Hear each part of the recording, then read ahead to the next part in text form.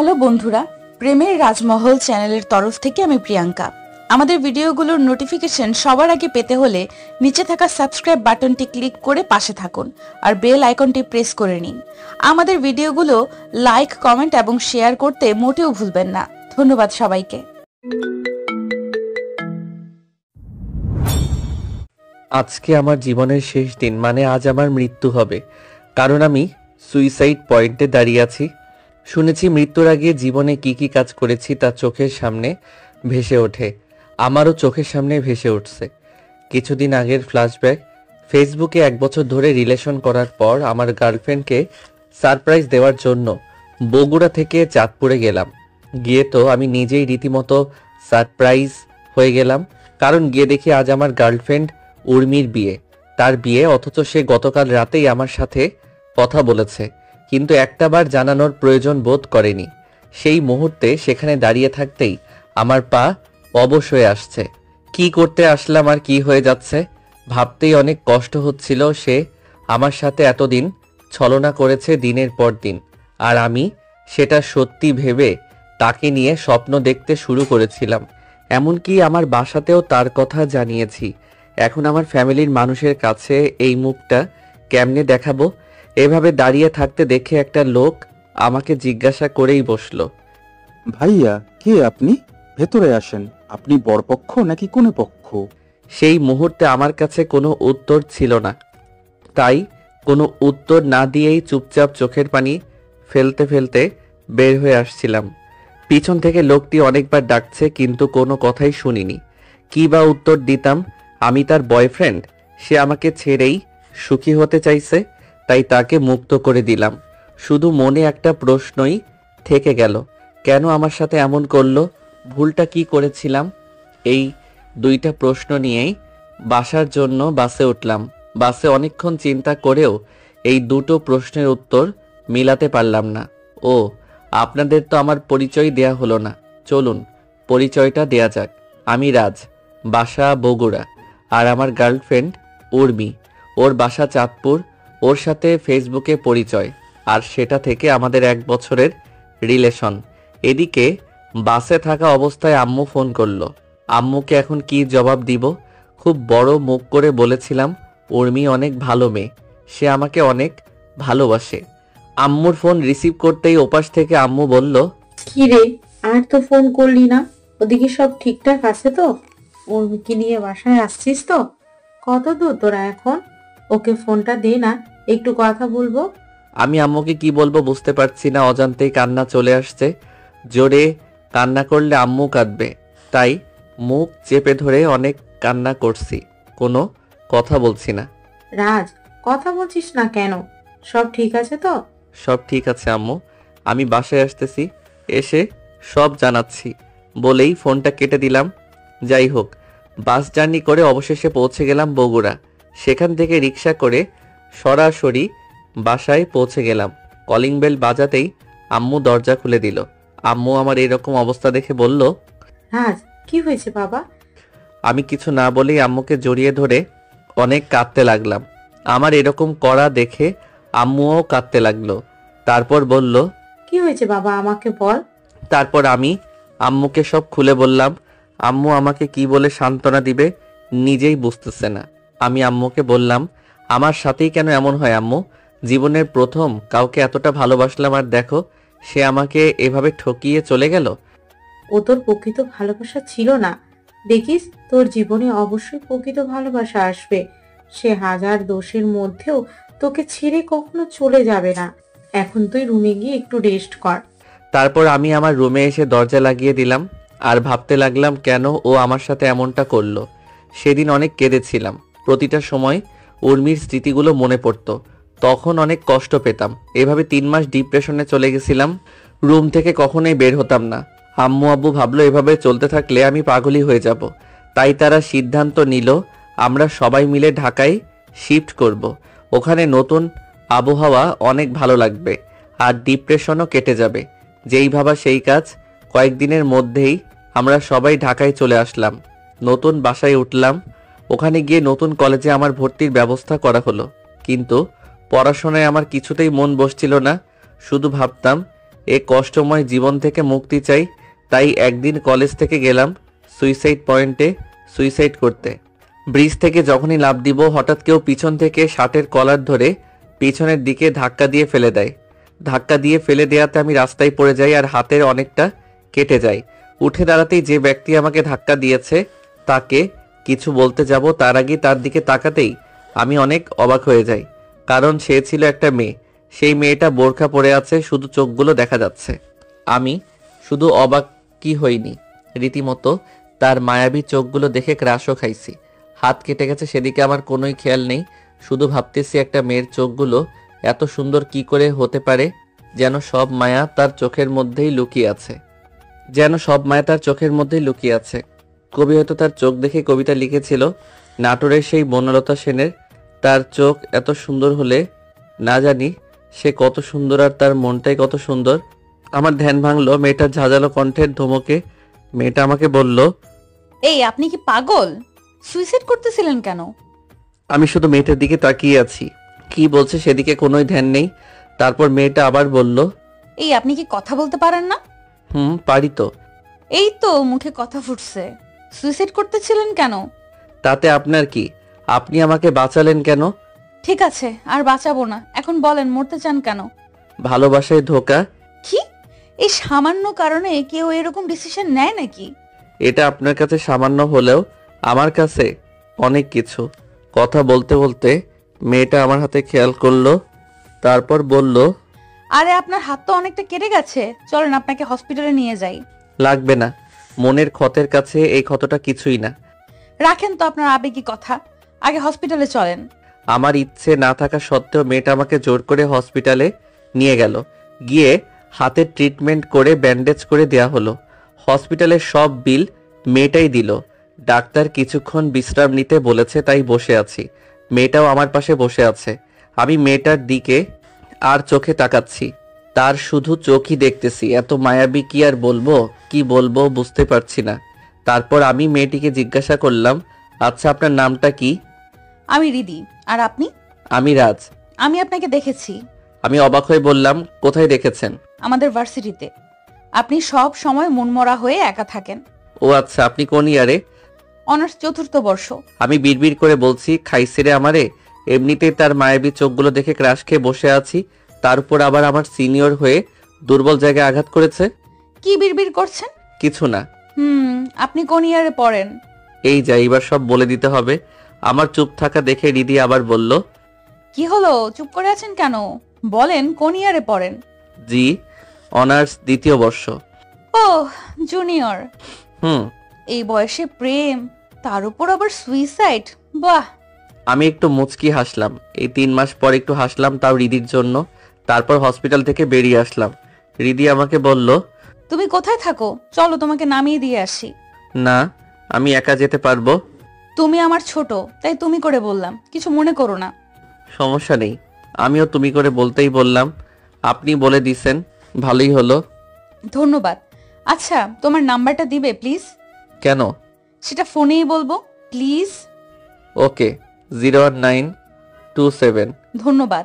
জি, আল্লাহ হাফেজ। আল্লাহ হাফেজ। তারপর রিদিকে বিদায় জানিয়ে আমি একটা রিক্সা নিয়ে বাসায় চলে আসলাম।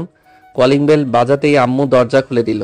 আমার হাতে ব্যান্ডেজ দেখে আম্মু উতলা হয়ে বলতে শুরু করলো, রাজ, কি হয়েছে বাবা তোর? হাতে কিভাবে আঘাত পেলি? কিছু না আম্মু, ছোট একটা অ্যাক্সিডেন্ট। কি? কেমনে? তারপর আমি আম্মুকে অনেক বুঝিয়ে নিজের রুমে এসে ফ্রেশ হয়ে এলাম। তারপর দুপুরের খাবার খেয়ে অনেক ক্লান্ত লাগছে, তাই ঘুমিয়ে পড়লাম। সন্ধ্যায় ঘুম থেকে উঠে ফ্রেশ হয়ে ফোনটা হাতে নিলাম। হাতে নিয়ে দেখলাম 9টা মিসড কল আননোন নাম্বারে। একটু পর আবার ফোন করেছে, ফোন রিসিভ করলাম। আসসালামু আলাইকুম। ওয়ালাইকুম আসসালাম। জি, কে বলছেন? আমি রিদি। ও আচ্ছা, বলেন। তুমি বাসায় ঠিকমতো পৌঁছেছো নাকি সেটা শোনার জন্য ফোন করেছিলাম। জি, পৌঁছেছি। কাল কি ক্লাসের পর একবার দেখা করতে পারবে? কেন? সেটা না হয় কালই বলবো। আচ্ছা ঠিক আছে, দেখা করব।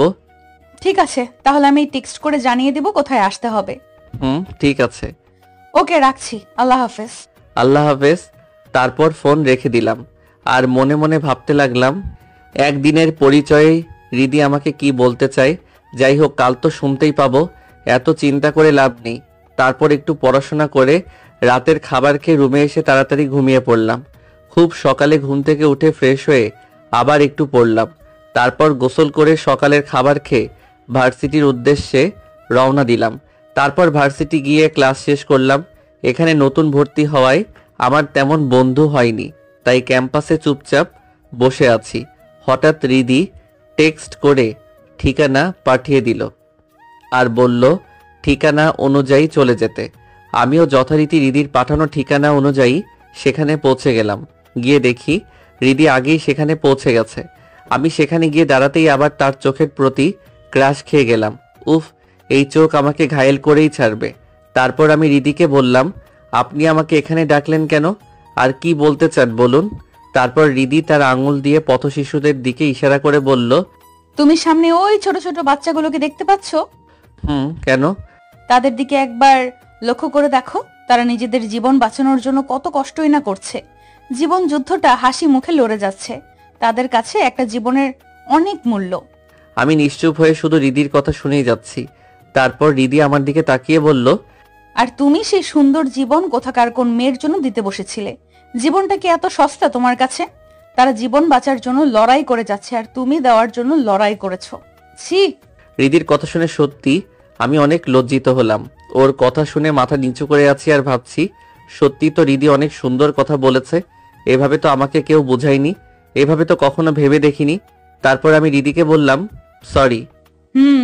জীবন একটাই, তাই সুন্দরভাবে বাঁচতে শিখো। এতক্ষণে তো ওর শুধু চোখ দেখে প্রেমে পড়েছিলাম, এখন তো ওর সুন্দর করে কথা বলে বোঝানোর জন্যেও প্রেমে পড়ে গেলাম। তারপর আমি বললাম, ধন্যবাদ, এভাবে আমাকে কেউ বোঝায়নি। তারপর আমি আর রিদি সেখান থেকে চলে এলাম। তারপর ওর মনে বাসায় চলে গেল। আমার কিছুই ভালো লাগছিল না। ওর ওসব কথা শুনে এখন নিজের প্রতি খারাপ লাগছে, তাই আর বাসায় গেলাম না। অনেকক্ষণ ধরে পার্কে বসে আছি মন ভালো করার জন্য। বসে থাকতে থাকতে বিকেল গড়িয়ে সন্ধ্যা নেমে আসলো। সন্ধ্যায় আমি বাসায় ফিরলাম। আম্মু আমাকে জিজ্ঞাসা করলো, রাজ, এতক্ষণ দেরি হলো যে বাবা, কোথায় গেছিলি? এমনিতেই ঘুরতে গেছিলাম আম্মু। ও আচ্ছা, এখন রুমে গিয়ে ফ্রেশ হয়ে নে, আমি খাবার দিচ্ছি। আচ্ছা। তারপর আমি রুমে গিয়ে ফ্রেশ হয়ে রাতের খাবার খেয়ে নিজের রুমে এসে তাড়াতাড়ি ঘুমিয়ে পড়লাম। সকালে খুব মিষ্টি একটা কণ্ঠে আমার ঘুম ভাঙলো। আগে তো এরকম কণ্ঠ এই বাড়িতে শুনিনি। কে সেই মিষ্টভাষী মানুষ? তাকে একবার দেখতেই হবে। তাই চোখ ডলতে ডলতে আমি নিচে গেলাম। আর নিচে আমি পুরো হা হয়ে গেছি, কারণ সেই মিষ্টভাষী মানুষটা হলো মায়াবী চোখগুলো দেখে ক্রাশ খাওয়া মেয়েটি, মানে রিদি। সকালে উঠেই এমন সারপ্রাইজ হব ভাবতেই পারিনি। কিন্তু আজ শুধু তার মায়াবী চোখগুলো দেখতে পাইনি, সাথে তার পুরো মায়াবী মুখটাও দেখতে পাইছি। পরনে তার নীল শাড়ি, নীল চুড়ি, নীল টিপ সবকিছু ম্যাচিং করে পরে এসেছে। দেখতে একদম নীল পরীর মতো লাগছে। আমি অনেক খুশি হলাম। তাকে দেখে আমার মুখে হাসি ফুটছে। আম্মু আমাকে অনেক দিন পর এরকম হাসতে দেখে সেও অনেক খুশি হয়েছে। আম্মু হয়তো ব্যাপারটা বুঝতে পারছে আমি ওর প্রতি আসক্ত আছি। তারপর রিদি আমার আম্মুর সাথে কথা বলতে লাগলো। আসসালামু আলাইকুম আন্টি। ওয়ালাইকুম আসসালাম, কেমন আছো মা? আলহামদুলিল্লাহ আন্টি, ভালো আছি। আপনারা কেমন আছেন? আলহামদুলিল্লাহ ভালো আছি। তা তোমার নাম কি মা? আমার নাম রিদি। এই বাসাটা আমাদেরই।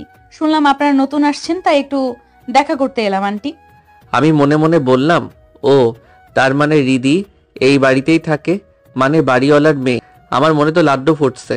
আমার ক্রাশ এই বাসাতেই থাকে আর আমি জানি না। যাই হোক, তারপর আম্মু বলল, খুব ভালো করেছো মা, তুমি মাঝে মাঝে আমার সাথে দেখা করতে আসবে। ওর আব্বু তো চাকরি নিয়ে ব্যস্ত, আর আমার ছেলে তো কলেজে যায়। আমি একা থাকি, তাই যদি আসতে খুব ভালো লাগতো মা। সমস্যা নেই আন্টি, সময় পেলে আমি অবশ্যই আসব।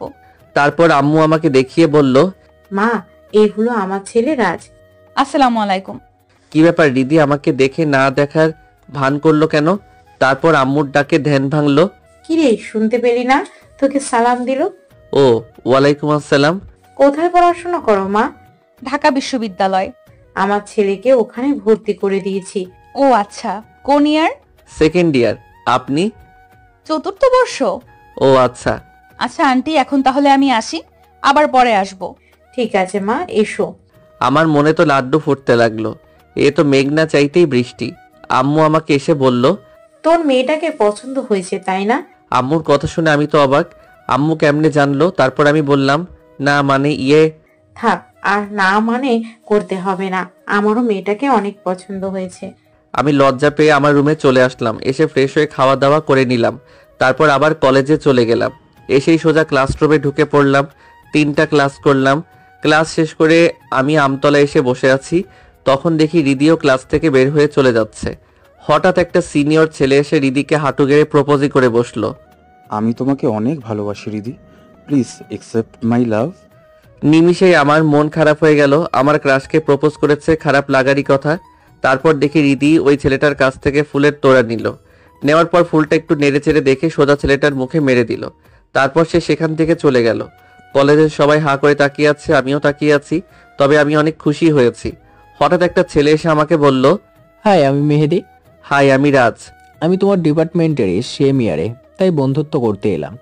ধন্যবাদ। যাক বাবা, অন্তত একটা বন্ধু তো পেলাম। তারপর মেহেদির সাথে কিছুক্ষণ আড্ডা দিয়ে বাসায় চলে এলাম। তারপর দুপুরে ফ্রেশ হয়ে খাওয়া দাওয়া করে ঘুমিয়ে পড়লাম। কখন যে সন্ধ্যা হয়ে গেছে জানি না। উঠে ফ্রেশ হয়ে পড়তে বসলাম। অনেকক্ষণ পরে রাতে ডিনার করলাম। তারপর রুমে এসে শুয়ে রিদির মায়াবী চোখের কথা ভাবতেছি। কিভাবে একটা মানুষের চোখ এত সুন্দর হতে পারে? তখনই হঠাৎ মাথায় একটা দুষ্টু বুদ্ধির উদয় ঘটল। বুদ্ধিটা হলো, আমার পুরনো সিম তো আমার কাছেই আছে, তাই আমার ফোনে পুরনো সিমটা তুলে রিদির নাম্বারটা ডায়াল করলাম। তারপর তাকে একটা মেসেজ পাঠালাম। আপনার মতো অপরূপাকে রাগলে যে এত মিষ্টি লাগে তা নিজের চোখে না দেখলে বুঝতামই না।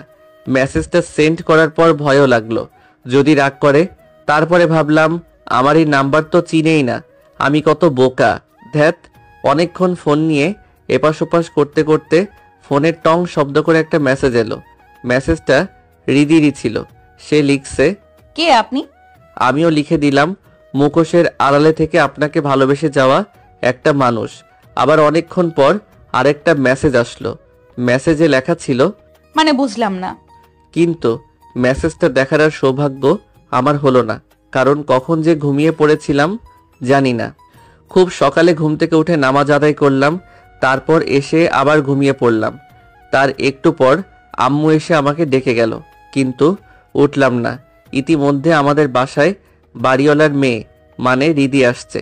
আসসালামু আলাইকুম আন্টি। ওয়ালাইকুম আসসালাম। আন্টি, আপনাদের জন্য আম্মু এই পায়েসটা পাঠিয়েছে। প্লিজ টেবিলের উপরে রাখো, আমার হাতে অনেক কাজ, রান্না করছি। আন্টি, কাউকে দেখছি না যে। তোমার আঙ্কেল অফিস গেছে আর রাজ ঘুমাচ্ছে। কি, এত বেলা করে কেউ ঘুমায় নাকি? আমার ছেলেটা এত অলস, কি আর বলবো মা, আমি কত ডাকলাম উঠলো না। আন্টি, আমি গিয়ে ডাক দিব? তাহলে তো অনেক ভালো হয় মা। ঠিক আছে আন্টি। বলেই রিদি আমার রুমে চলে আসলো। এসে আমাকে বলল, এই রাজ, ওঠো। আম্মু আরেকটু ঘুমাই না প্লিজ। এই, আমি তোমার আম্মু নই। আর কয়টা বাজে দেখেছো? বলেই আমার ফোনের লক বাটনে ক্লিক করলো। আর সাথে রাতে রিদির পাঠানো মেসেজটা দেখতে পেল। তখনই রিদি বুঝে গেল রাতে মেসেজগুলো আমি পাঠাইছি। তখনই আমার ঘুম ভেঙে গেল।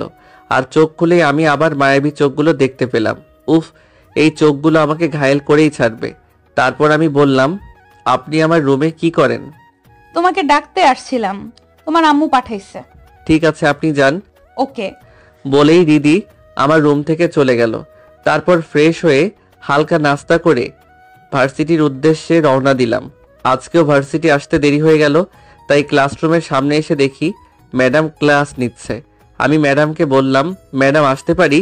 ম্যাডাম আমার দিকে চোখ তুলে তাকালো। এরপর বলল, প্রতিদিনই তোমার লেট হয় কেন? আসলে ম্যাডাম, রাস্তায় জ্যাম ছিল, এজন্য লেট হয়েছে। সব স্টুডেন্ট তো ঠিক সময়ে আসছে, ওদের তো জ্যামে পড়তে হলো না। জ্যামে মনে হয় খালি তুমিই পড়ো। সকালে ঘুম থেকে দেরি করে উঠি, একথা বললে ইজ্জত থাকবে না। ম্যাডাম আবার বলল, এই ছেলে, বিড়বিড় করে কি বলছো? কিছু না ম্যাডাম। ভিতরে আসো আর চুপচাপ ফাঁকা সিটে বসে পড়ো। আমি আর কোনো কথা না বলে মেহেদির পাশে বসলাম। তারপর মেহেদি বলল, দোষ, আমাদের ম্যাডাম কিন্তু সেই দেখতে।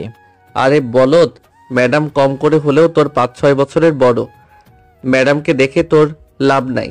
এর চেয়ে ক্লাসের কোনো মেয়ের উপর লাইন মার, এতে মেয়েটা পড়তেও পারে। যা বাবা, তোকে কি বললাম আর তুই কি বললি? চুপ কর। তারপর আমরা দুইজন মিলে সব ক্লাস করলাম। তারপর অনেকক্ষণ আড্ডা দিয়ে বাসায় চলে এলাম।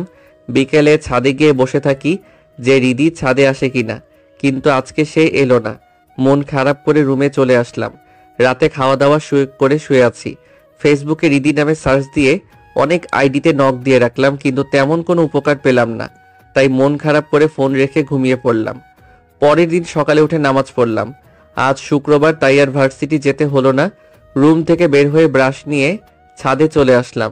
এসে আমি তো অবাক হয়ে গেলাম, কারণ রিদি গোসল করে কাপড় শুকাতে দিতে ছাদে আসছে। সকালে উঠেই ওর মায়াবী চোখগুলো দেখতে পেলাম। আহ, কত সুন্দর ওর চোখগুলো। ওর চুল শুকানোর দিকে এক পানে তাকিয়ে আছি। কিছুক্ষণ পর রিদিও আমার দিকে তাকালো আর বলল, তুমি আমার দিকে এইভাবে তাকিয়ে আছো কেন? ওর কথায় আমার ধ্যান ভাঙলো। তারপর আমি বললাম, কই না তো। ওই পিচি, ওগুলো কি মেসেজ দাও? আমি তো শুনে চমকে উঠলাম, যাও কেমনে জানলো? তারপর আবার রিদি বলল, কি হলো, কথা বলছো না কেন? আমি না জানার ভান করে বললাম, কোন মেসেজ? নাটক করো না, আমি তোমার থেকে 1 বছরের সিনিয়র, মনে রেখো। আর এরকম করলে আন্টিকে বলে দিব। না মানে। এত মানে মানে কইরো না। তখন আমি সাহস করে অনেক জোরেই বললাম, আমি আপনাকে ভালোবাসি। মায়ের খাবা, আমি তোমার সিনিয়র। আমার কোনো সমস্যা নেই। কিন্তু আমার সমস্যা আছে, আমি জুনিয়র জামাই চাই না। আর তাছাড়া আমার বয়ফ্রেন্ড আছে। সমস্যা নেই, আমি 2 নম্বর জামাই হতেও রাজি। হি হি হি। তবে রে, বলি আমার দিকে রিদি এগিয়ে আসতে লাগলো। আমি এক দৌড়ে ছাদ থেকে রুমে চলে এলাম। এসে ফ্রেশ হয়ে নাস্তা করে আবার রুমে চলে আসলাম। রাতে আমি আর রিদিকে মেসেজ করিনি। পরের দিন সকালে উঠে নাস্তা করে ভার্সিটির উদ্দেশ্যে রওনা দিলাম। দেখলাম মেহেদি এসে গেছে। আমি ওর সাথে জয়েন করলাম। আমাকে মেহেদি বলল, কি রে দোষ, কি অবস্থা? এই তো ভালো, তোর কি খবর? ভালো। চল, ক্লাসে যাবি না? চল। তারপর আমি আর মেহেদি 4টা ক্লাস করে কিছুক্ষণ আড্ডা দিয়ে আবার বাসায় চলে আসলাম। 2 দিন পর সকালে ঘুম থেকে উঠে আম্মু বলল, এই রাজ, একটু বাজার লাগতো, তুই কি যেতে পারবি বাবা? ঠিক আছে আম্মু, আমি যাচ্ছি। আমি ফ্রেশ হয়ে হালকা নাস্তা করে আম্মুর থেকে বাজারের লিস্ট নিয়ে বাজারে চলে গেলাম বাজার করতে।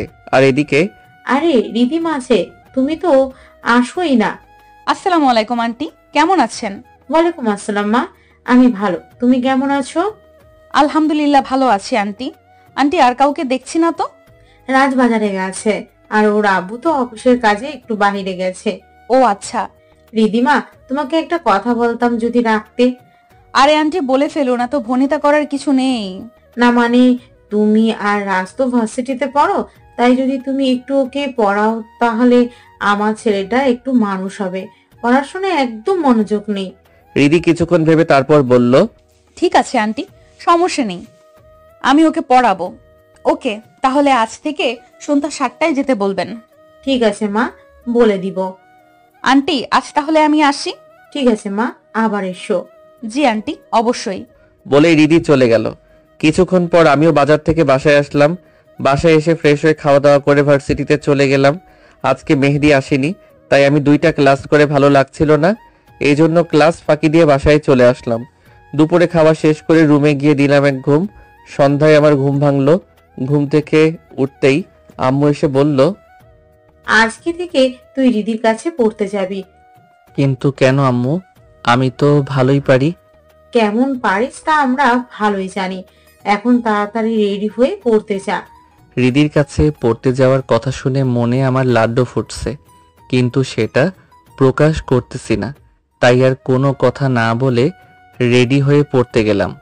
কলিং বেল বাজাতেই আন্টি দরজা খুলে দিল। আন্টিকে বললাম, আসসালামু আলাইকুম আন্টি। ওয়ালাইকুম আসসালাম বাবা। আরে রাজ্যে, তুমি তো একবারও আমাদের বাসায় আসো না। এখন থেকে আসবো আন্টি। তা আন্টি কেমন আছেন? আলহামদুলিল্লাহ ভালো বাবা, তুমি কেমন আছো বাবা? আলহামদুলিল্লাহ ভালো আছি আন্টি। তা তুমি হঠাৎ? জি আন্টি, রিদির কাছে পড়তে এসেছি। সে আছে? ও রুমে আছে, তুমি ওর রুমে যাও। জি আন্টি। আমি আন্টিকে আর কিছু না বলে চলে এলাম রিদির দরজার সামনে। এরপর কোনো কথা না বলে রিদির রুমের দরজায় টোকা দিলাম। রিদি ভেতর থেকে বলল, দরজা খোলা আছে, ভেতরে আয়। আমি দরজায় ধাক্কা দিয়ে রুমের ভেতরে তাকাতেই আমার চোখ ছানা বড়া হয়ে গেল। আমি লজ্জায় চোখ বন্ধ করে ফেললাম। রিদি আমার দিকে না তাকিয়ে বলল, রিনা, একটু এদিকে আয় তো, আমার শাড়িটা একটু ঠিক করে দে। রিদি তো আমাকে রিনা মনে করে রুমে আসতে বলছে। হয়তো ভাবিনি আমি আসব, কিন্তু এভাবে আমার থাকা ঠিক হবে না। তাই বললাম, আমি রিনা না। আমার কথা শুনেই তো মনে হয় চমকে উঠল। তাড়াতাড়ি শাড়িটা শরীরে কোনো মতে জড়িয়ে নিয়ে আমাকে ধমক দিয়ে বলল, এই পিচ্চি ছেলে, দেখতেই পাচ্ছ আমি ড্রেস চেঞ্জ করছি, তারপরও কেন দাঁড়িয়ে আছো? আমার কোনো দোষ নাই, আপনি তো আমাকে আসতে বলেছেন। আর হ্যাঁ, আমি কিছু দেখিনি। শয়তান ছেলে, সবকিছু আমার দেখে নিয়ে বলতেছে কিছুই দেখেনি। যাও, বের হও এখন। আমি আর কোনো কথা না বলে রুম থেকে বের হতে লাগলাম। তখন দেখি রিনা চলে এসেছে। রিদির রুমে আমাকে দেখে চোখ বড় বড় করে তাকিয়েছে। আমি ওসবে আমল না দিয়ে রুম থেকে বের হয়ে এলাম। নিচে এসে সোফায় বসে চোখ বন্ধ করতেই একটু আগের দেখা রিদিকে মনে ভেসে উঠল। মনটাও বড্ড বেহায়া, খালি উল্টাপাল্টা চিন্তা করছে। একটু পর দেখি রিদি নিচে নেমে এলো। ও কালো শাড়ি পরেছে। কালো শাড়ি তোকে হেব্বি মানিয়েছে। আমার সামনে এসে বলল, দেখো তো আমাকে কেমন লাগছে। শাড়ি ছাড়াই তো সুন্দর লাগছিল। শয়তান ছেলে, তার মানে তুমি তখন আমার সব দেখে ফেলেছো? সবার কই দেখলাম, একটু আফসোস করে বললাম। হ্যাঁ, শখ কত। এখন পড়তে আসো। এই বলে রিদি রুমে চলে গেল। আমিও রিদির পিছন পিছন চলে গেলাম। বাহ, রুমটা অনেক সুন্দর গোছানো। গিয়ে রিদির পড়ার টেবিলে বসে পড়লাম। রিদিকে আজকে অনেক সুন্দর লাগছে। ফর্সা শরীরে কালো শাড়ি অনেক সুন্দর মানিয়েছে। আমি ওর দিকে তাকিয়ে আছি। তখন রিদি আমাকে বলল, আমার দিকে না তাকিয়ে থেকে বই বের করো। তারপর আমি বই বের করলাম। রিদি আমাকে অর্থনীতির ভারসাম্য, বাজারের কিছু অঙ্ক করতে দিল। এভাবে 1 ঘন্টা পরে আমি আমাদের বাসায় চলে আসলাম। রাতে খাওয়া দাওয়া শেষ করে রুমে এসে চোখটা বন্ধ করতেই সন্ধ্যায় ঘটে যাওয়া রিদির সাথে ঘটনাটা চোখের সামনে ভেসে উঠল। আসলে আমি রিদির ফর্সা নাভিটা দেখে ফেলেছিলাম, আর নাভির সাথে সুন্দর ছোট্ট তিলটা আরো আকর্ষণীয় করে তুলেছিল। মনের ভিতর এক অজানা ভালো লাগা কাজ করছে। রিদিকে আমি সত্যি অনেক ভালোবেসে ফেলেছি, কিন্তু ও তো বলল ওর বয়ফ্রেন্ড আছে। হয়তো মিথ্যা বলছে। আমি আমার চেষ্টা করেই যাব। এভাবে ভাবতে কখন যে ঘুমিয়ে গেছি নিজেও জানি না। সকালে ঘুম থেকে উঠে ফ্রেশ হয়ে নাস্তা করে ভার্সিটির উদ্দেশ্যে রওনা দিলাম। ভার্সিটিতে এসেই মেহেদির সাথে দেখা। কিরে মামা, কি অবস্থা? এই তো ভালো। তোর কি অবস্থা? ভালো। চল, ক্লাসে যাবি না? চল। তারপর আমি আর মেহেদি 4টা ক্লাস করে কিছুক্ষণ আড্ডা দিয়ে আবার বাসায় চলে আসলাম। এসে খুব ক্লান্ত লাগছে, তাই বিছানায় গা এলিয়ে দিতেই কখন যে ঘুমিয়ে গেছি নিজেও জানি না। ঘুম থেকে উঠে দেখি সন্ধ্যা হয়ে গেছে। সন্ধ্যায় ঘুম থেকে উঠে গোসল করে হালকা নাস্তা করে রিদির কাছে পড়তে গেলাম। গিয়ে কলিং বেল বাজাতেই আন্টি দরজা খুলে দিল। আসসালামু আলাইকুম আন্টি। ওয়ালাইকুম আসসালাম বাবা। আন্টি, রিদি কোথায়? ও ওর রুমে আছে, যাও। তারপর আমি আর কোনো কথা না বলে রিদি রুমের দরজার সামনে চলে গেলাম। যেতেই কালকের কথা মনে পড়ে গেল, তাই আগে দরজায় নক দিলাম। ভিতর থেকে রিদি বলল, কে? আমি রাজ। ও আচ্ছা, ভেতরে আসো। তারপর আমি ভিতরে প্রবেশ করলাম। আজকেও রিদি শাড়ি পরেছে। আমি তার দিকে বেশিক্ষণ না তাকিয়ে পড়ার টেবিলে গিয়ে পড়তে বসলাম। রিদি আমাকে কয়েকটা অঙ্ক করতে দিল। আমি সেগুলো বসে বসে করছি। অনেক গরম লাগতেছে, তাই আমি রিদিকে বললাম, অনেক গরম লাগতেছে, ফ্যানটা দিবেন প্লিজ। ফ্যানের একটু সমস্যা হয়েছে, দাঁড়াও দেখতেছি। রিদি ফ্যান ঠিক করার জন্য খাটে উঠল, তবু ফ্যানের কাছে হাত পৌঁছালো না। তখন রিদি আমাকে বলল, রাজ, আমার হাত পৌঁছাচ্ছে না, আমাকে একটু উপরে উঠাবে? আমি রিদির কথা শুনে চমকে উঠলাম। মনে মনে অনেক খুশিও লাগছে। আচ্ছা। তারপর আমি রিদিকে জড়িয়ে ধরে উপরে করলাম। ভিতরে এক অন্যরকম ফিল হচ্ছে। রিদি যখনই তার হাত ফ্যান ঠিক করার জন্য তুলল, তখন তার পেটের শাড়িটাও হালকা সরে গেল, আর আমার চোখের সামনে তার ফর্সা নাভিটা চলে আসে। আমার চোখ তো ছানা বড়া হয়ে গেল। আমি এক দৃষ্টিতে শুধু দেখতেছি। ওকে জড়িয়ে ধরে উপরে তোলার কারণে আমার মুখ আর ফর্সা নাভির দূরত্ব মাত্র 3 ইঞ্চি। একটা মেয়ের ওটা কিভাবে এত সুন্দর হতে পারে নিজেকে কন্ট্রোল করতে পারলাম না। তারপর যেটা করলাম তা দেখে রিদি চমকে উঠল। রিদির ফর্সা নাভিতে কিস করেই দিলাম। রিদি আমার এরকম কাণ্ড দেখে কেঁপে উঠল। তারপর রিদি এরকম কেঁপে ওঠার কারণে আমি একটু নড়ে উঠলাম আর রিদি খাটে পড়ে গেল, সাথে আমিও তার উপরে পড়ে গেলাম। রিদি আমার দিকে তাকিয়ে আছে, আমিও তার দিকে তাকিয়ে আছি। কিছুক্ষণ তাকিয়ে থাকার পর রিদি অবাক করে দিয়ে আমাকে ধাক্কা দিয়ে জোরে জোরে থাপ্পড় বসিয়ে দিল। আমি গালে হাত দিয়ে দাঁড়িয়ে আছি। থাপ্পড়টা অনেক জোরে মারছে, আমার চোখ দিয়ে পানি পড়ছে। তারপর আমি জিজ্ঞাসা করলাম, কি হলো, মারলেন কেন? কুত্তা, তুই এটা কি করলি? তোর মতো ছেলেকে একটু প্রশ্রয় দিলেই মাথায় উঠবি, সেটা খুব ভালো করেই বুঝে গেছি। তোকে কতবার বলবো আমার বয়ফ্রেন্ড আছে? কিন্তু আমি তো ভাবছি আপনি ফাইজলামি করছেন। তোর সাথে ফাজলামি করতে যাব কোন দুঃখে? আর আন্টি অনেক রিকোয়েস্ট করছে তাই তোকে পড়াচ্ছি, তাই বলে এই না যে তুই মাথায় চড়ে বসবি। থাক, আর কিছু বলতে হবে না, বুঝে গেছি বলেই আমি সেখান থেকে চোখ মুছতে মুছতে বের হয়ে আসলাম। বাসায় এসে রাতের খাবার না খেয়ে নিজের রুমে এসে শুয়ে পড়লাম আর ভাবতে লাগলাম সত্যি হয়তো অন্যায় করে ফেলেছি, এরকম করাটা উচিত হয়নি। এসব ভাবতে ভাবতে কখন যে ঘুমিয়ে গেছি নিজেও জানি না। খুব সকালে ঘুম থেকে উঠে ফ্রেশ হয়ে নাস্তা করে আবার রুমে চলে আসলাম। আজকে আর ভার্সিটিতে যাব না, মনটা অনেক খারাপ। রিদির কথা বারবার মনে পড়তেছে, কিন্তু কোনো মেসেজও করলাম না। ও তো বলেছে ওর বয়ফ্রেন্ড আছে, তাই ডিস্টার্ব করার কোনো মানেই হয় না। এভাবেই 7 দিন চলে গেল। রিদির কাছে আর পড়তেও যাইনি এই কয়েকদিন, বাসা থেকে বেরও হইনি। তাই সকালে মেহেদি ফোন করে বলল, কিরে, তোর কি অবস্থা? কলেজে আসিস না কেন? আজকে দেখা কর, সব বলছি। ঠিক আছে, কোথায় আসবো? এখানে চলে আয়। ঠিক আছে, আসছি। তারপর ওকে রেডি হতে বলে আমিও রেডি হয়ে ওর সাথে দেখা করতে গেলাম। আজ 7 দিন পর বাসা থেকে বের হলাম। আমি বাসা থেকে বের হয়ে যাওয়ার পর রিদি আমাদের বাসায় আসে। এসেই, আসসালামু আলাইকুম আন্টি, কেমন আছেন? ওয়ালাইকুম আসসালাম মা, আমি ভালো আছি। তুমি কেমন আছো? আলহামদুলিল্লাহ ভালো আছি আন্টি। আন্টি আর কাউকে দেখছি না তো? রাজ একটু বাইরে গেছে, জানি না ওর কি হয়েছে, রুমে একাই থাকে চুপচাপ। আর ওর আব্বু তো অফিসের কাজে একটু বাইরে গেছে। আন্টি রাজ পড়তে যায় না কেন? কি জানি, আমি তো জানি না মা। ও আচ্ছা। তা তুমি হঠাৎ এই সময় মা, কিছু বলবেন? জি আন্টি, এই নিন। কি এটা মা? আমার বিয়ের কার্ড। আমার বিয়ে ঠিক হয়ে গেছে সামনের শুক্রবার, আপনারা সবাই আসবেন প্লিজ। অবশ্যই যাবো মা। আন্টি সেদিন রাজ বইগুলো ছেড়ে আসছিল, এই নিন। তুমি ওর রুমে রেখে আসবে প্লিজ, আমার রান্নাঘরে রান্না বসানো। ঠিক আছে আন্টি, সমস্যা নেই। ঠিক আছে মা। তারপর রিদি উপরে চলে আসলো। মনে মনে ভাবলো, বাহ, রুমটা তো খুব সুন্দর, একদম সাজানো গোছানো। দেখে মনে হচ্ছে এটাই রাজের রুম, কারণ ওর অনেক বড় ছবি দেওয়ালে টানিয়ে দেওয়া আছে। সবকিছু ভালো করে দেখতে লাগলো রিদি। আর তখনই তার নজর গেল আমার টেবিলের উপর। টেবিলের লাল কার্পেটের উপর নীল ডায়েরিটা যেন খুব বেশি দৃষ্টি আকর্ষণ করছে রিদিকে।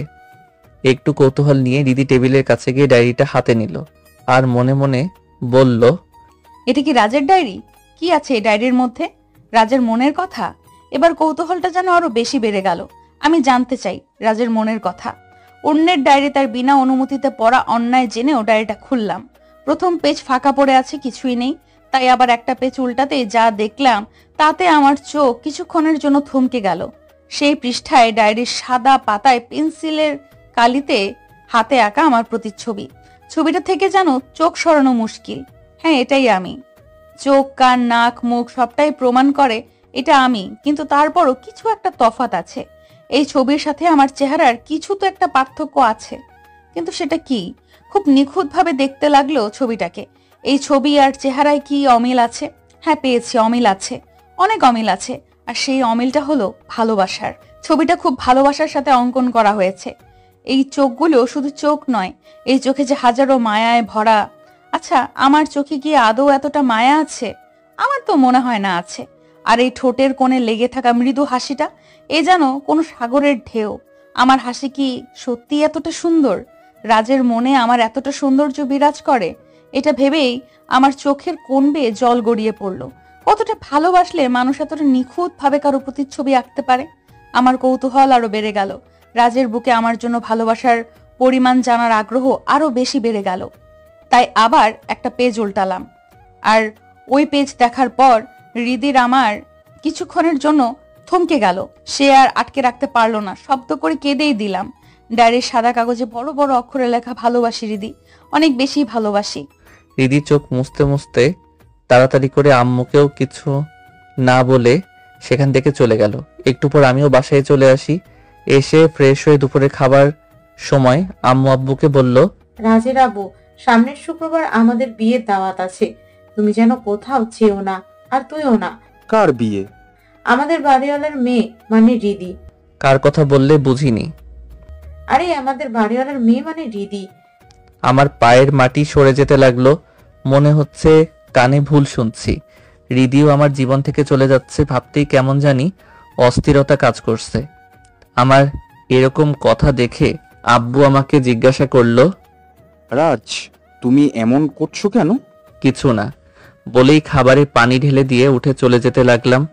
পিছন থেকে আম্মু বলল, কি রে, খাবি না? না আম্মু, পেট ভরে গেছে বলেই নিজের রুমে গিয়ে দরজা বন্ধ করে শুয়ে পড়লাম। অনেক চিৎকার করে কান্না করতে ইচ্ছা করছে, কিন্তু পারছি না। মনে মনে ভাবলাম, হৃদি কি আমার কথা একটাবারও ভাবলো না? পরে আবার ভাবলাম, আমার কথা কেন ভাববে? ও তো বলল ওর বয়ফ্রেন্ড আছে।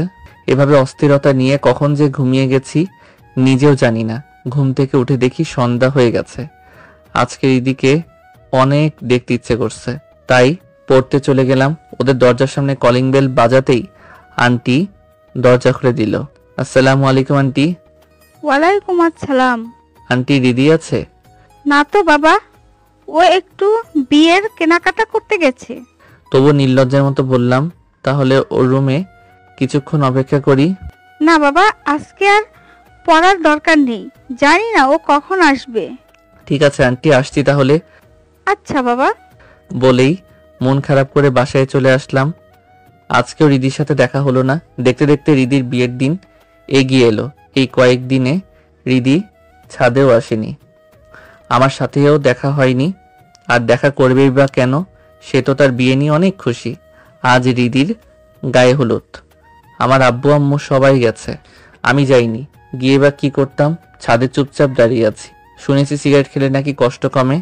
আগে কখনো খাইনি, তাই দোকান থেকে এক প্যাকেট সিগারেট এনে ছাদে এসে আপন মনে সিগারেট টানতে লাগলাম। কিন্তু এক ফোঁটাও কষ্ট কমলো না, বরং আরো বাড়তেই থাকলো। সারা শরীর থেকে সিগারেটের গন্ধ বেরোচ্ছে। তাই রুমে গিয়ে মাউথওয়াশ দিয়ে মুখ ধুয়ে রাতে আবার গোসল করে ফেললাম। গোসল করে এসে খাটে গা এলিয়ে দিতেই কখন যে ঘুমিয়ে গেছি নিজেও জানি না। আজ হৃদির বিয়ে। সকাল থেকে আব্বু আম্মু ওদের বাসায় গিয়ে বিয়ের কাজ সেরে দিচ্ছে। আমি একটা বারের জন্যও যাইনি। আমি যেতে চাইলাম না। আব্বু আম্মুর অনেক জোরাজুরিতে রাতে বিয়েতে গেলাম। গিয়ে দেখি হৃদিকে অনেক সুন্দর করে সাজানো হয়েছে, একদম লাল পরীর মতো লাগছে। কিন্তু আফসোস, ও আমার জন্য সাজেনি। কিছুক্ষণ পর ও অন্য কারো হয়ে যাবে। হৃদি একবার আমার দিকে তাকালো, আমিও কয়েকবার তাকাইছি। আমি এক কোণে সোফায় গিয়ে বসে আছি। হঠাৎ হৃদির ছোট বোন রিনা এসে আমাকে বলল, রাজ ভাইয়া, তোমাকে আব্বু আর তোমার আব্বু উপরে ডাকতেছে। ঠিক আছে তুমি যাও, আমি আসতেছি। ঠিক আছে। বলেই রিনা চলে গেল। আমিও একটু পর উপরে চলে গেলাম। গিয়ে দেখি আব্বু সহ সবাই অনেক চিন্তিত হয়ে গম্ভীর মুখে বসে আছে। আমি যেতেই হৃদির বাবা যা বলল তার জন্য মোটেও প্রস্তুত ছিলাম না। কারণ হৃদির বাবা বলল, রাজ, কিভাবে যে বলি। জি আঙ্কেল বলেন। অনেক করতেছেন কেন? কোনো সমস্যা? আসলে তোমার যদি কোনো আপত্তি না থাকে তোমাকে হৃদিকে বিয়ে করতে হবে। মানে আঙ্কেল আবার বলেন তো। এই বিয়েটা তোমাকে করতেই হবে। হৃদির জামাই থাকতে আমি বিয়ে করতে যাব কেন? আসলে বাবা, আমি বিয়েটা ভেঙে দিয়েছি। কেন আঙ্কেল? আসলে হৃদি যাকে ভালোবেসেছিল তার সাথেই বিয়ে ঠিক করেছিলাম। ওই ছেলে শয়তান, দেখো এই মেয়ের সাথে কি করেছে। ছি ছি আঙ্কেল, হৃদির বিয়ে কিনা শেষ পর্যন্ত একটা শয়তানের সাথে ঠিক করলেন, যে কিনা অন্য মেয়ের সাথে। বাবা, আমি এই বিয়েটা ভেঙে দিয়েছি। এখন তুমি বিয়েটা করো। আমি জানি আমার মেয়ে তোমার সাথে সুখে থাকবে। মনে মনে ভাবলাম, এটাই তো আমি চাই। তারপর আবার উনি বলল, বাবা কি ভাবতেছো, বিয়ে করবা না? ইয়ে মানে আঙ্কেল, আমার পুরো কথা না বলতে দিয়ে উনি বলতে লাগলেন, বাবা আমার মান ইজ্জত চলে যাবে, প্লিজ আমার মান ইজ্জত বাঁচাও। আপনার মেয়েকে বিয়ে করতে এক পায়ে দাঁড়িয়ে আছি। মনে মনে বললাম, তবুও ভাব নিয়ে বললাম, ওকে আঙ্কেল, আপনার মান ইজ্জতের কথা চিন্তা করে দেখলাম বিয়েটা করা উচিত। বাবা, বড় বাচ্চা বাঁচিয়ে দিলে, তুমি রেডি হয়ে আসো। আমি রেডি হয়ে গেলাম।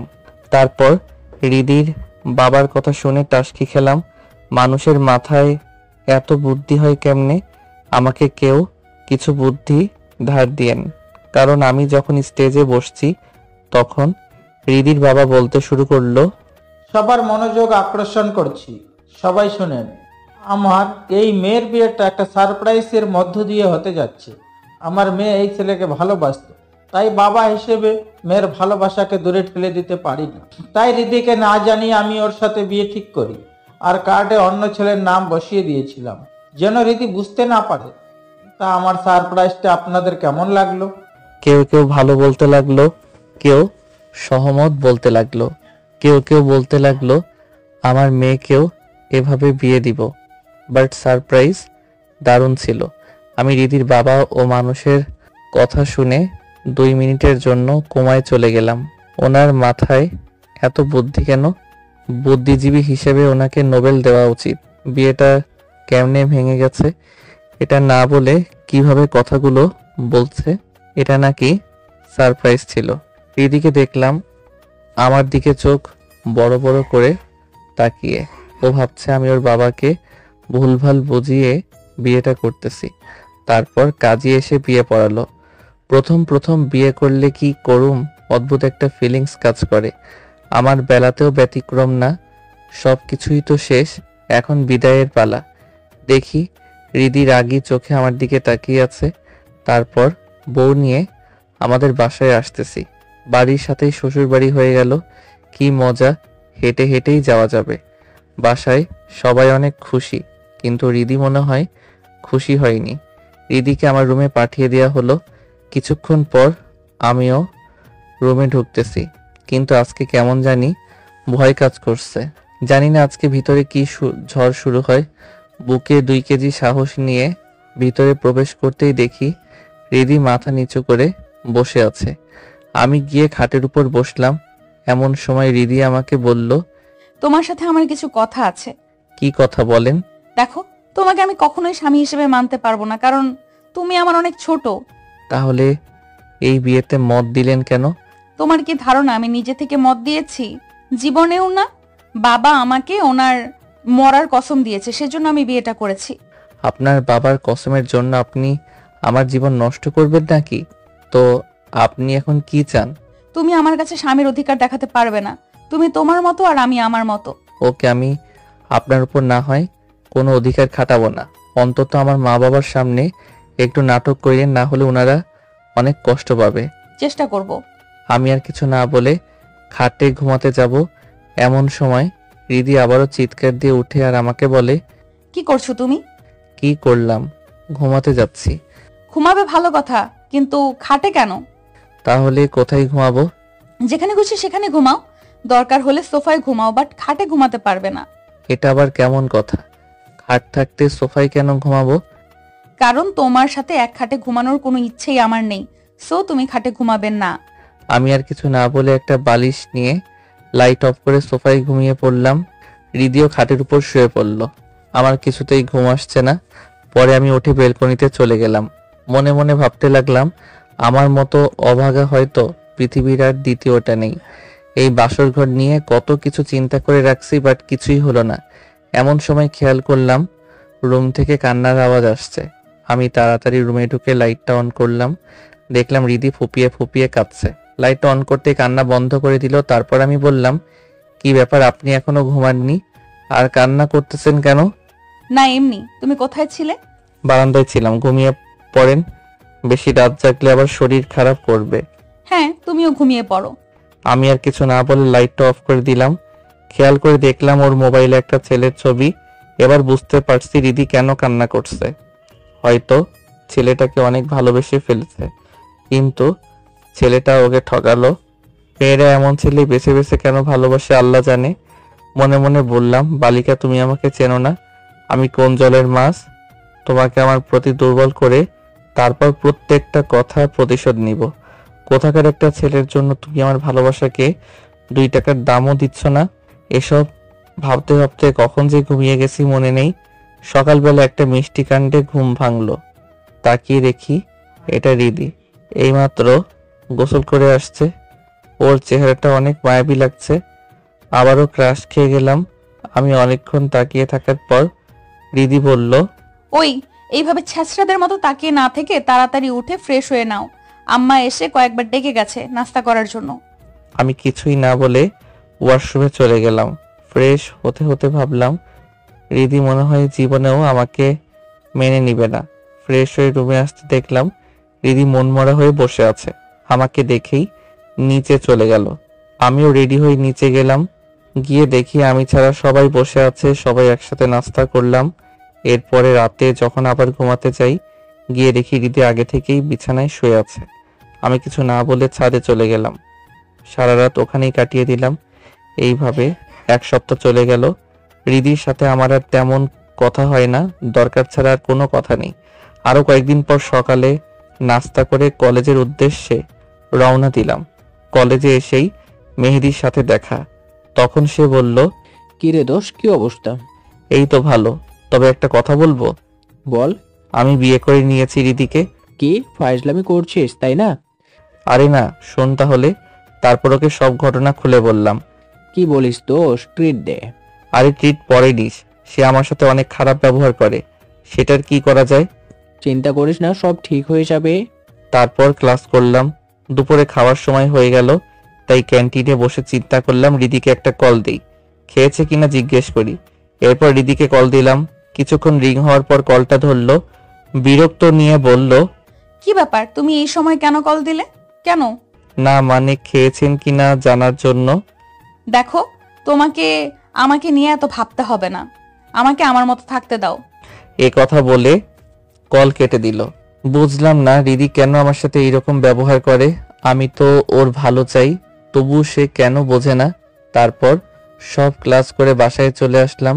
রাতে খাওয়ার সময় আব্বু বলল, রাজ, কাল থেকে বৌমাকেও তোর সাথে ভার্সিটিতে নিয়ে যাবি। ঠিক আছে আব্বু। আর হ্যাঁ, রীতি মামুনি রাতে আবার আমার ছেলেকে একটু পড়িও, না হলে সে পাশ করবে না। ঠিক আছে আম্মু। তারপর সবাই খাওয়া শেষ করে যে যার রুমে গেলাম। গিয়ে আমি সোফায় শুয়ে পড়লাম আর রিদি খাটে শুয়ে পড়ল। এভাবে প্রায় 3 মাস যাওয়ার পর হঠাৎ আমার রাতে ঘুম ভেঙে গেল। অনেক পানির তৃষ্ণা পেয়েছে। উঠে লাইট অন করতে দেখি রিদি ফ্যানের সাথে ওড়না বেঁধে আত্মহত্যা করার চেষ্টা করছে। দৌড়ে রিদির কাছে গেলাম, ওকে নামিয়ে ওর গালে সজোরে একটা থাপ্পড় দিলাম। রিদি কান্না করতে করতে মেঝেতে বসে পড়ল। বুঝতে পারলাম অনেক বড় কিছু একটা হয়েছে, তাই রাগারাগি না করে আমিও ওর পাশে বসলাম। কিন্তু রিদি হঠাৎ সুইসাইড করতে গেছিল কেন, সেটাই তো কিছুতেই আমার মাথায় আসছে না। আপনার কি হয়েছে? হঠাৎ এমন বোকামি করতে গেছিলেন কেন? আমি রিদিকে এভাবে বেশ কয়েকবার বললাম, কিন্তু রিদি কোনো কথা বলল না। আচমকা আমায় জড়িয়ে ধরে আরো বেশি করে কান্না করতে শুরু করলো। আমার সামনে যদি কেউ কান্না করে তাহলে আমি কেন জানি না আর কিছু বলতে পারি না। যদি আমি খুব রেগেও যাই তবু তাকে আর কিছু বলি না। রিদি যখন আমায় জড়িয়ে ধরে কান্না করতে শুরু করলো তখন আমিও চুপ হয়ে গেলাম। আমি শুধু ওর চুলগুলো বুলিয়ে দিচ্ছি আর ওকে কান্না করতে নিষেধ করছি। বেশ কিছু সময় এভাবেই কেটে গেল। ধীরে ধীরে রিদির কান্না কমে গেছে, এখন আর কান্না করছে না, বুকে মাথা রেখে বসে আছে। ভাবলাম এবার জিজ্ঞেস করব, কিন্তু এর আগেই ও ঘুমিয়ে পড়ছে। ওকে ঘুমাতে দেখে আর কিছু বললাম না। আমি আর কিছু সময় ওকে এভাবে বুকে নিয়ে বসে রইলাম। এরপর ওকে কোলে তুলে খাটে শুইয়ে দিলাম। ওর গায়ে কম্বল মুড়িয়ে দিয়ে আমি আবার সোফায় চলে আসলাম। বেশ কিছু সময় এসব নিয়ে ভাবলাম, কেন ও এমন করলো। এরপর কখন যে ঘুমিয়ে পড়লাম বুঝতে পারিনি। খুব সকালে ঘুম থেকে উঠলাম, উঠে দেখি রিদি রুমে নেই। আবার ভয় লাগতে শুরু করলো। তাড়াতাড়ি করে নিচে গেলাম। আম্মুকে বললাম, আম্মু। কি হয়েছে? রিদি কই? জানি না তো, তোকে কিছু বলে যায়নি? আমি কিছু না বলেই তাড়াতাড়ি করে আবার আমার রুমে আসলাম। আম্মু ভাবছে ওর রিদি হয়তো বাইরে গেছে, কিন্তু আমি তো জানি ও বাইরে যায়নি, নিশ্চয়ই আমাদের থেকে দূরে কোথাও চলে গেছে। রুমে আসতেই ফোনটা টেবিলের উপর থেকে হাতে নিব, এমন সময় দেখি ফোনের নিচে একটা কাগজটা খুললাম, কাগজের লেখাটা পড়তে শুরু করলাম। আমি খুব খারাপ একটা মেয়ে, আমায় ক্ষমা করে দিও আর আমায় খুঁজিও না। আমি চলে যাচ্ছি সবার থেকে অনেক দূরে। কাগজটা পড়ে মাথা হ্যাং হয়ে গেল। কই যেতে পারে? এত সকালে বাস তো নেই, তাহলে কি ট্রেন? যদি রিদি কোথাও যেতে চায় তাহলে এই সকালবেলা ওকে ট্রেনে যেতে হবে। ফোনটা হাতে নিয়ে সময় দেখলাম 7:15 বাজে, আর সকালের ট্রেন সাধারণত 8টায় আসে, মাঝে মাঝে 8টার পরেও আসে, কিন্তু আগে আসার সম্ভাবনা নেই। আমি তাড়াতাড়ি করে রেডি হয়ে আম্মুকে বললাম, আম্মু আমি আসছি। কোথায় যাবি এত সকালে? আমি কোনো কথার উত্তর না দিয়েই সোজা স্টেশনে আসলাম। একজন লোককে জিজ্ঞেস করলাম ট্রেন আসছে কিনা, কিন্তু আসেনি। স্টেশনের চারিদিকে আমি রিদিকে খুঁজছি। হঠাৎ একটা বেঞ্চে আমার চোখ থেমে গেল, হয়তো আমার গন্তব্য পেয়ে গেছি। রিদি বসে আছে। একটু এগিয়ে গিয়ে দেখি রিদি কান্না করছে। আমি সামনে যেতেই আমায় দেখে দাঁড়ালো। চলেন বাসায় চলেন। এক হাতে রিদির হাত ধরলাম, অন্য হাত দিয়ে ওর ব্যাগ নিলাম। এরপর ওকে নিয়ে বাসায় আসলাম। বাসায় আসতে আম্মু রিদিকে জিজ্ঞাসা করলো, রিদি কই গেছিলা তুমি সকালবেলা? কোথাও যাইনি বলেই রিদিকে আমার রুমে নিয়ে আসলাম। রুমে সোজা গিয়ে ওর গালে একটা সজোরে থাপ্পড় বসিয়ে দিলাম। রিদি গালে হাত দিয়ে আমার সামনে দাঁড়ালো। তারপর আমি বলতে লাগলাম, সমস্যা কি আপনার? হ্যাঁ, কাল সুইসাইড করতে গেছিলেন, আজ আবার বাসা ছেড়ে চলে গেলেন, মানে কি নাটক শুরু করছেন? আরে বাবা, মানলাম আপনাকে হয়তো আপনার মতামতের বিরুদ্ধে বিয়ে দেওয়া হয়েছে, কিন্তু আমি কি আপনার উপর কখনো কোনো বিষয় নিয়ে জোর করছি? কখনো জোর করে অধিকার ফলানোর চেষ্টা করছি? তাহলে এসব নাটকের কারণটা কি?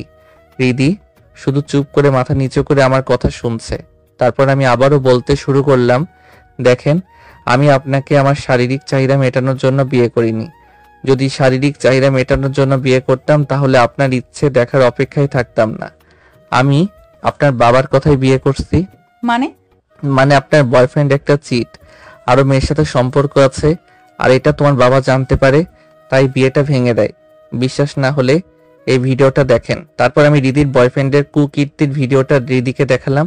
আমি আবার বললাম, এরপরও যদি আপনি সুইসাইড করতে চান তবে আমি আর বাধা দিব না। আমি বাইরে যাচ্ছি, আপনাকে সুইসাইড করা থেকে কেউ আটকাবে না। যে নিজেকে ভালোবাসে না তার বেঁচে থাকার কোনো প্রয়োজন নেই। আমি কথাগুলো বলে বাইরে চলে আসলাম। রাগের মাথায় কি যে বললাম কিছুই বুঝতে পারছি না। সারাটা সময় পাশের একটা পার্কে বসে কাটিয়ে দিলাম। হঠাৎ করে ফোনে তাকিয়ে দেখি রিদির অনেকগুলো মিসড কল, তবুও আমলে না নিয়ে বসেই রইলাম। বাসায় আসতে অনেক লেট করে ফেললাম। বাসায় এসে কলিং বেল বাজাতেই ভিতর থেকে আম্মু রিদিকে বলল, দেখো তো রিদি মামুনি কে আসছে। রিদি এসে দরজা খুলে দিল। আজকে এত লেট করলে যে? কোথায় ছিলে এতক্ষণ? এমনি ভালো লাগছিল না। গোসল করে আসো, আমি খাবার দিচ্ছি। আজ আমি নিজে তোমার জন্য রান্না করেছি। ঠিক আছে। তারপর আমি আমার রুমে এসে গোসল করে নিচে আসলাম। আমরা সবাই খেতে বসলাম।